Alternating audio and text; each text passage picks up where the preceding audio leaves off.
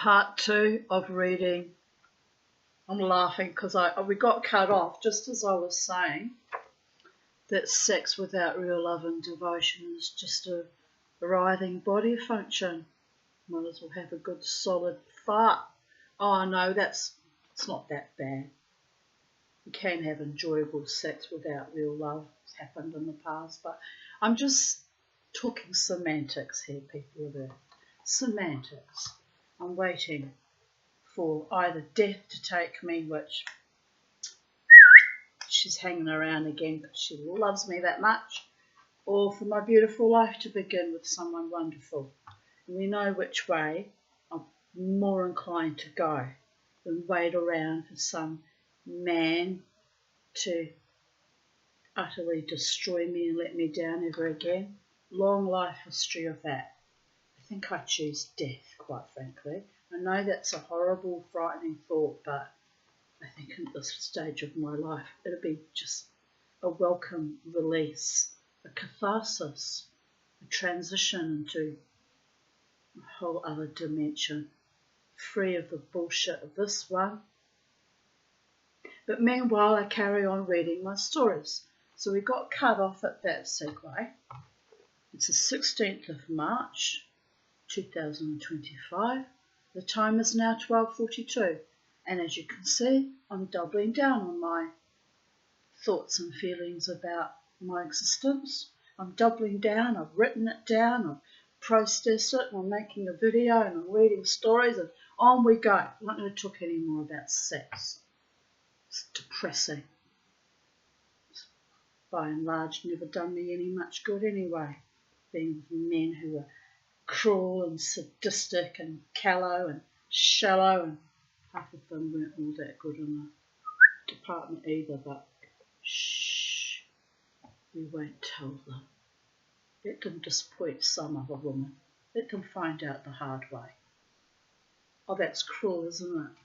It is a bit cruel, but anyway, there's more to a relationship than just sex, by the way. There's communication and trust and sincere, genuine, authentic caring about the other person, loyalty, being there for them, holding them precious, holding their truths precious, even though sometimes they're quite ugly truths and I have difficulty holding them myself. Some of them I wish I could just let fly far away to the outer vestiges of the galaxy. But if I don't own my duality, my light and my dark, and my truth, then who am I, or what am I? Nothing and no one, certainly no one that I can be proud of, lying alone in my bed with my own beingness and isness. At least when I do eventually die, I will die knowing that I stayed authentic and true to my values at all times. Sometimes I push myself off the edge of those, and it wasn't good. It took many, many years to recover from. But things you do when you're young and full of passion and idealism and faith in other mortals, that all got ground down and crumbled down into dust. So here we have it, Latanya, reading stories on YouTube, because that's all that's left of me now. Occasional wild dance when I go out, but anyway,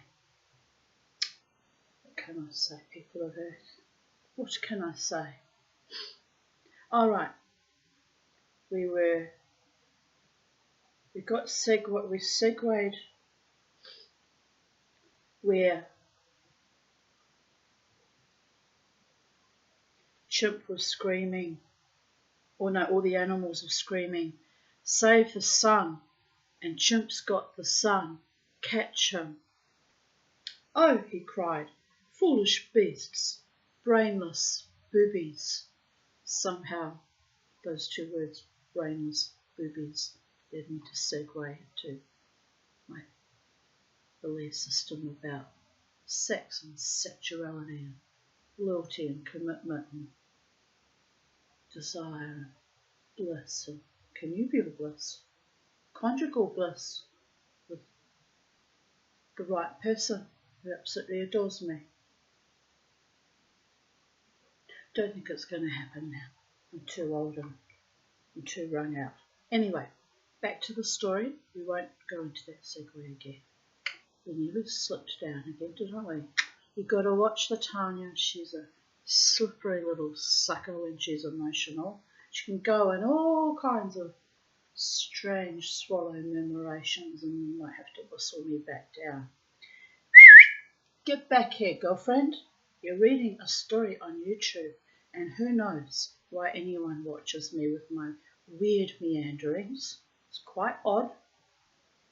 Let's find it entertaining. Maybe you learned something or maybe you've just got schadenfreude. Well aware of that too, people of Earth. Not everyone out there is my friend. Not everyone who smiles at you is a friend. Never smile at a crocodile. It's imagining how well you'd look inside its skin. Meet those types when you're out a lot too. Ooh, creep factor multiplied by 1,000. As I said though, there are lovely people out there. I go out and I enjoy the lovely people and I avoid the rest. Anyway, where were we? And still hugging his bundle, he leapt into the cave of the chimpanzees. Who's that? Yelped his wife from her cosy ledge. Chimp didn't answer. Instead, he unrolled the apron. The glow of the screw in the smouldering leaves reflected from all the gems embedded in the cave walls and ceiling and in the eyes of his wife. It's a bit of the sun, she cried. No, he shouted. Don't you see? It's the sun's baby. I saw it born. Look, I knew you'd love it. He had to shout. The din of all the creatures outside the cave was terrific and growing louder. There were more every minute, and the floor of the cave shook with their commotion. What's going on out there? His wife shouted. But Chimp couldn't hear her for the uproar, and he didn't see her lips move in the glow of the screw, because at that moment Buffalo bounded into the cave. All the creatures outside fell silent. Where is the sun you've stolen? Thundered Buffalo. You're under arrest. Chimp moved his mouth, but no words came out.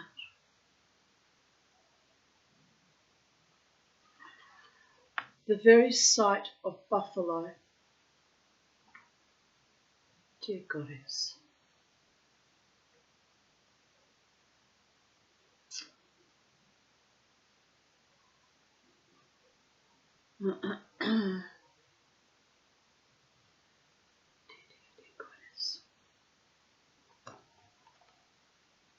the very sight of Buffalo, with his great eyes glowing red in the screw light and his black body glistening, had knocked all the words out of him.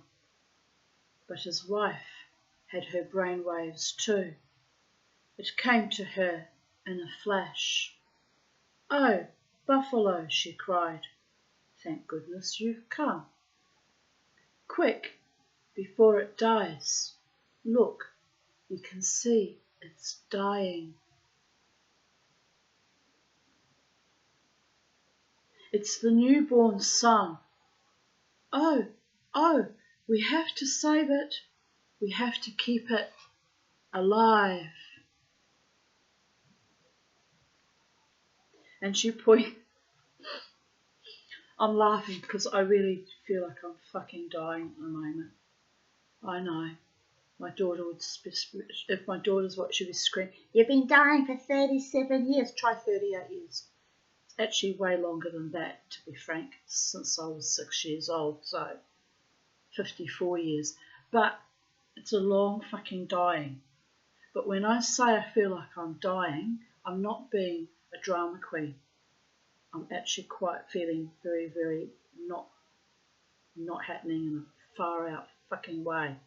And yet I went out and danced wildly and pushed myself to the extreme and stayed out for 3.5 hours and danced at 2 separate venues and came home because I really was quite wrung out. And then I complain about dying. I mean, I've been dying, actively dying for a long time. Every now and then I regenerate myself, almost miraculously. Well, is it me that regenerates myself, or is it my gods? But anyway, they give me another kickstart every now. Usually how they do it is they send me a man that fakes love for me and acts all sweet and cute, and then I get all anticipated and inspired, and then it gives me a bit of a refresh, for however long that lasts till they choose another woman and shove her in my face, and then I spiral under again. See, it's not nice to do that, but it's human nature. I've had a lifetime of it. So, frankly, I'd rather die than be in yet another toxic relationship with anyone. It is what it is, people of Earth. Anyway, where was I?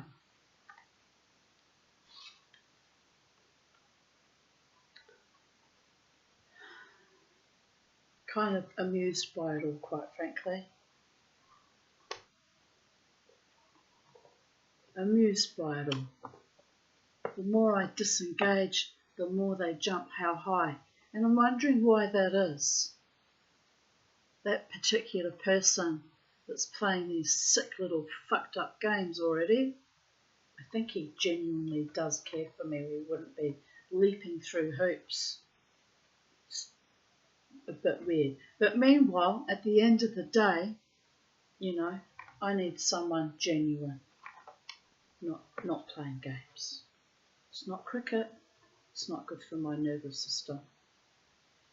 Right. Where were we?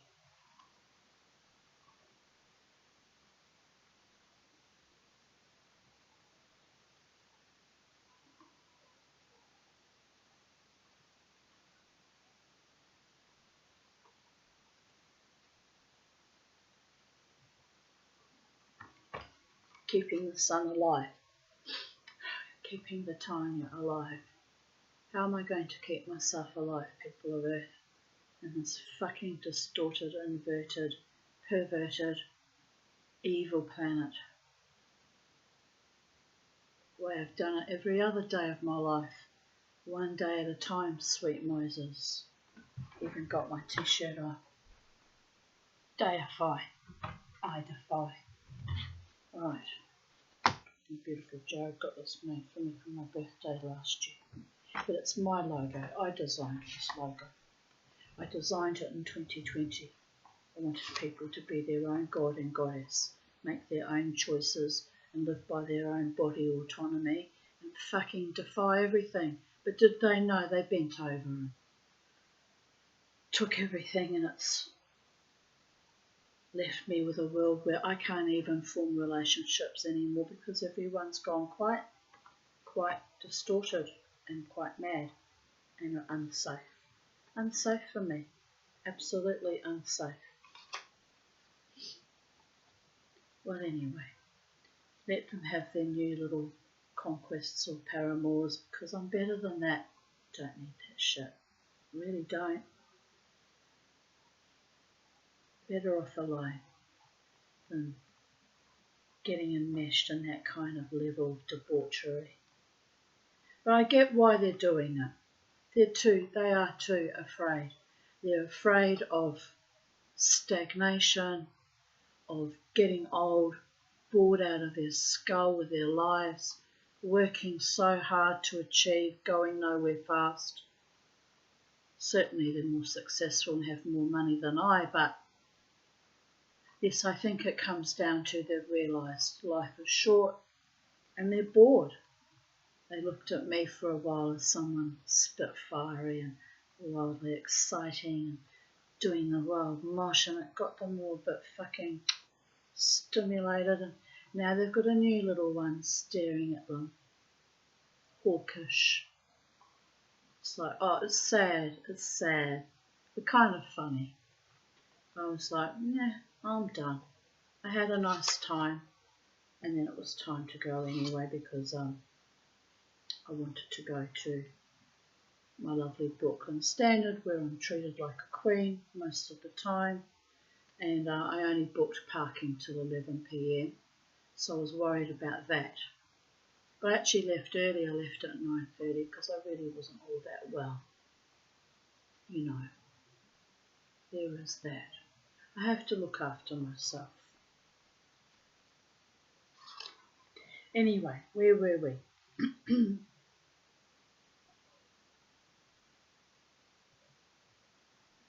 And she pointed to the dim glow of the screw in its leaves. Buffalo stared at the screw. Depending on how you thought, it could look to be growing slightly bigger or fading slightly duller. It was very hard to be sure. "Quick!" cried Chimp's wife. "Bring in all the animals. I need them all. I know how to save its life, but I need their help." Buffalo was confused, but maybe she was right. If the sun had shriveled to that crumb of glow, it surely was in a poor way. It did make him think of a newborn calf, trembling there and not quite sure if it could ever get up. Yes, it certainly looked as if it needed help. It needed a nudge of some kind.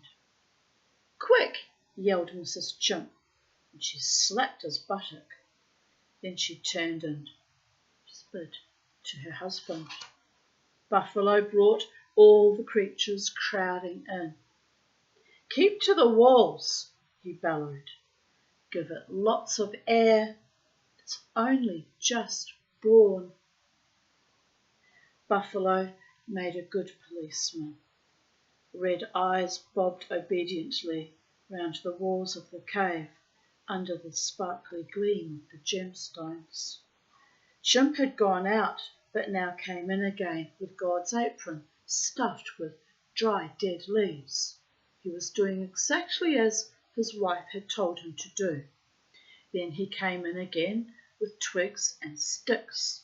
Then again with lumps of broken, dead branches. I'm amused because I've just lit a fire in my backyard of all my twigs and sticks and dead branches. Synchronicity again.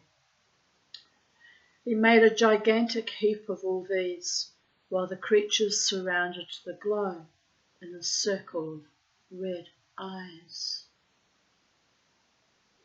His wife was now explaining to all these creatures just what had to be done. "This," she said, "is the newborn son, but, as you can see, he's very feeble. He needs strength. He needs help. He needs encouragement."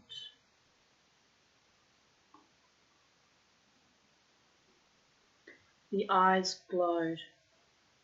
Chimp was arranging more dead leaves over the screw and blowing on it softly. The whole lot suddenly flared. Oh, smell of smoke on my hands when I blew my hands and cough. Excuse me. Little flames jumped and tossed up a few sparks. "You see," she cried, "even just looking at it, you're giving it strength. But what it really needs is to feel at home."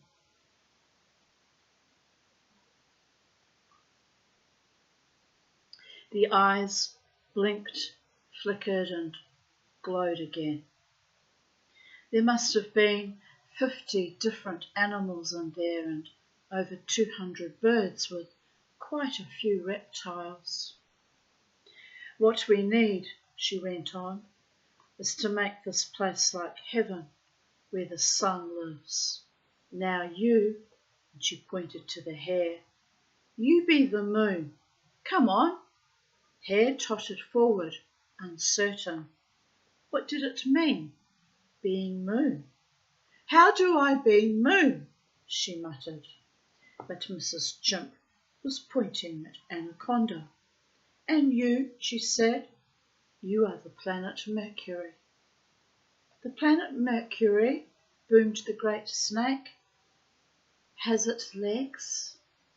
And you, she pointed to Leopard, be Venus. Leopard blinked and twirled her tail tip.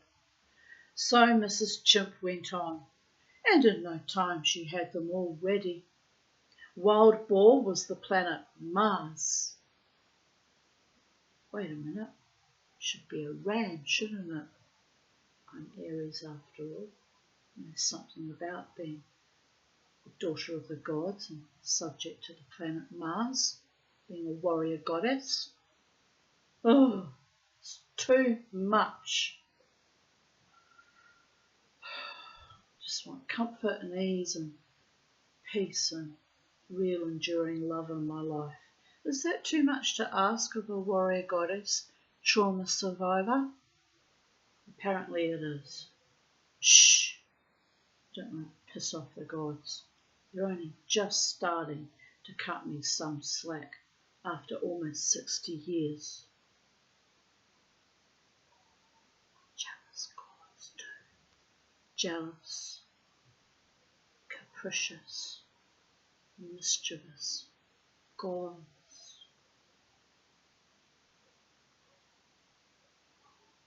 But they know it's for my highest spiritual development and probably my highest good in the long run, even if I don't like what I'm seeing at the moment. It is what it is, people of Earth. To reach acceptance sometimes. Lion was Jupiter. Buffalo was Saturn. Horse was Neptune. Hyena was Uranus. Rat was Pluto. And wolf was the one without a name. All the rest she spaced around the walls in 12 groups. Each group had 3 or 4 animals, but mostly they were birds, no two the same, and all of them more and more excited. You, she said to them all, are the constellations, the fixed stars. You all stay where you are, but get ready to sing. When I start singing, all you sing your heads off. Sing as if you were blazing stars. I like that. Stars singing the music of the spheres. Then she turned to the 9 chosen animals. And you, she said, are the planets. You can sing too, but mainly you have to dance. Now, Moon. My goodness, I'm thirsty. Where did I put that water bottle? Left it in the kitchen. I'll be back. I need another drink.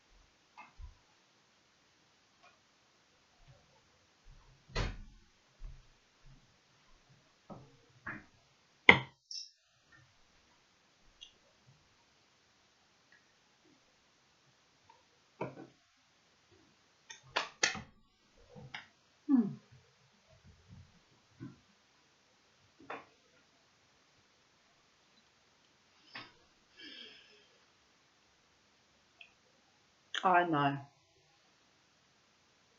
I couldn't resist a chocolate chip cookie. It's the last one.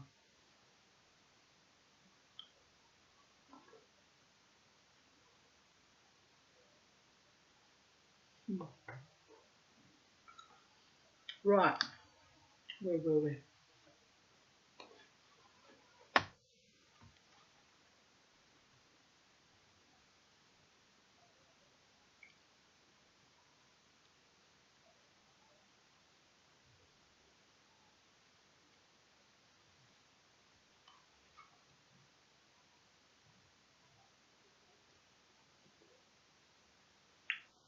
Let me just read that last paragraph again, because oh no, we were past that. Okay, here we are.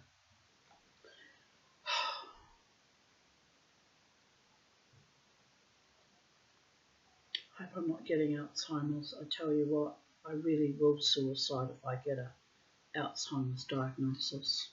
Quicker than you can say, suicide. I'm not going to tolerate that shit. It was awful what my mother went through. Beyond awful. They broke her hip in the end, and she was already terminal. Monstrous they were. My mother was not a very nice human being to me. Terrible mother. But no human being deserves to be treated like that when they're vulnerable and already terminal with Alzheimer's. It was the purest of evil. Anyway, Mrs. Chimp then turns to the 9 chosen animals. And you, she said, are the planets. You can sing too, but maybe you have to dance. Now, Moo? Hair pricked up both ears, then flopped them again. She was wishing she had never come. Start dancing around the sun, ordered Mrs. Chimp, just as the moon in the real heaven dances around the sun in the real heaven. Go on, start, close to the baby. Hair lifted her very big feet. Sorry, but I'm a hobbit, so I had to laugh at that. And hobbled a bit, feeling foolish.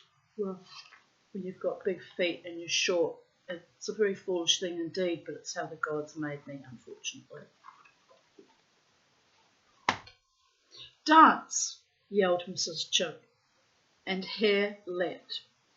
Then, getting the hang of it, leaping and flinging her limbs, she capered around the bright fiery screw, where Chimp crouched, feeding more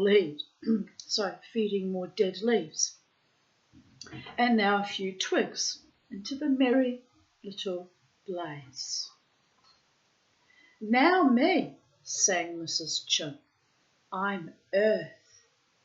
And to the absolute amazement of all the beasts there, she began to twirl and leap around Hair, and Hair twirled around her, and they both twirled around the struggling little fire,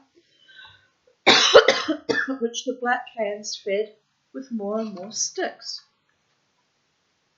Now Mercury, yelled Mrs. Chimp, and Anaconda, keen to show off his magnificent curves, came writhing over the cave floor and spun and knotted and unknotted the most stunning dance. Around the blazing screw, outside the twirling moon and earth. Come on, Venus, yelled Mrs. Chimp. Leopard leapt into the dance as if she'd practiced for months.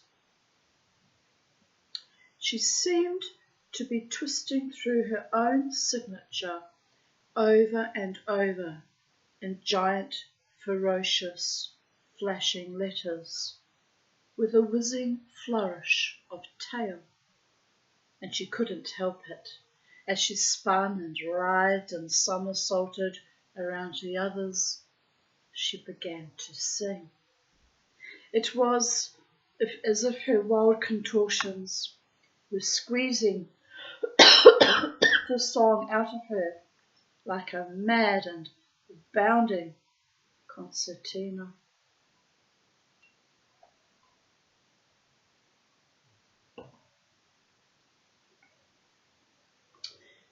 "Now, Mars," yelled Mrs. Chimp. Wild Boar seemed to explode into dancing. He whirled like a top. He cartwheeled like a Catherine wheel, his tusks glittering in the throbbing flames of the screw as Chimp fed in more leaves and bigger sticks. Sparks swarmed up, and the song coming out of Wild Boar resounded like a great iron bridge played by girders for drumsticks. Soon the whole lot were whirling there. So I just keep laughing. I've just got something I can't share it with you, but I'm just very amused by all the shenanigans lately. 3 a.m. It's 3 a.m. You must be lonely, babies. It's all I'm going to say. It's a private little in-joke. A private little in-joke. But I find it very amusing. Very, very amusing. And anyway.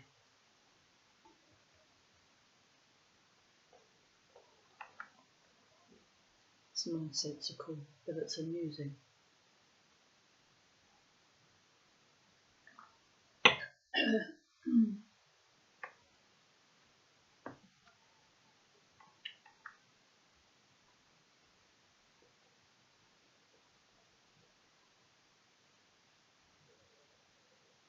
Can't remember where I was. Can't remember where I was. Anyway, I really do need to get some kind of a life, you know. It's too much focus on these playful little trickster games. It takes up way too much time. But it was just an observation, that's all. An observation. Someone has me under observation, so I observe them back. Occasionally I call them out in their bullshit, and that's why it's amusing. Sweet, really. I love you, my darling. You're a sweetheart. I'm not sure if you're a safe sweetheart, but you can be quite sweet at times. Strange ways of communicating with the Tanya, though. There are better ways of handling things. Babies. Just saying. Anyway, I'm too old and too tired for nonsense. So I just sit back and laugh at it all. Anyway. Wild Boar seemed, we read that. He cartwheeled like a Catherine wheel, his tusks glittering in the throbbing flames of the screw. No, they mean literally a screw. You know what I mean, not the other kind. As Chimp fed in more leaves and bigger sticks. Oh, one of the regulars last night that I used to dance with regularly, well, not really with, but he was always dancing around me. Very energetic, lovely dancer he is. Big fella, but very lovely dancer. And he came past me at the Brooklyn Standard not long before I was leaving, actually. And he sort of went right past me, and just as he's walking past me, I recognised him, so I turned my head to sort of say g'day, because, you know, I don't know him well, but danced with him for many years at the Treasury Casino.